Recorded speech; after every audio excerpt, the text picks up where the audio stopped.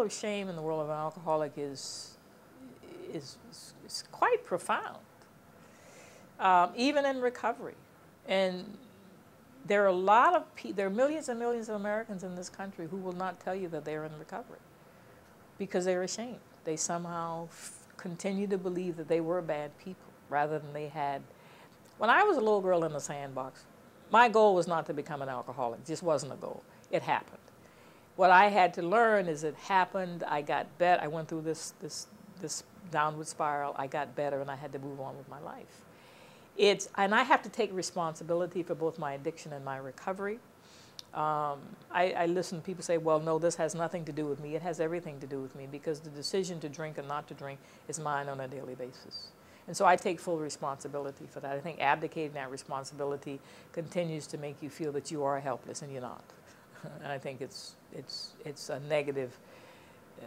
It again feeds into being bad, that somehow I made this happen. Well, I didn't make it happen because it was not a desire of mine. It happened because of my predisposition, my physiology, yada, yada, yada. I think that,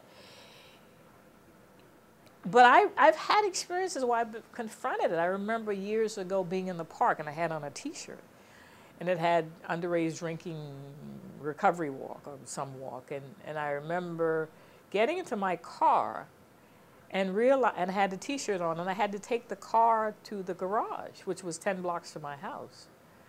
And I remember saying, maybe I should take the T-shirt off because they'll think I'm an alcoholic. I didn't take the T-shirt off, but I had that moment. Or I've sat sometimes early on the subway and been reading something about alcoholism and for a moment said, maybe they're observing what I'm reading. So it's a subtle kind. If you feed into it, then you will continue it. If you don't, it stops. Sure. Yes. You can't feed into shame. If you feed into shame, it will continue. If you don't feed into it, it will stop. Stigma and shame are quietly, I think they're kind of one and the same. They're intertwined because there's the stigma that is hurled toward the alcoholic, but that person who is stigmatizing the alcoholic feels shame themselves. They don't know it, but they do.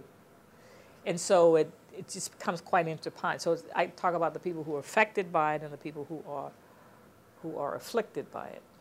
The affected, which are the moms, dads, girlfriends, boyfriends, children, have seen this behavior, which they feel powerless over,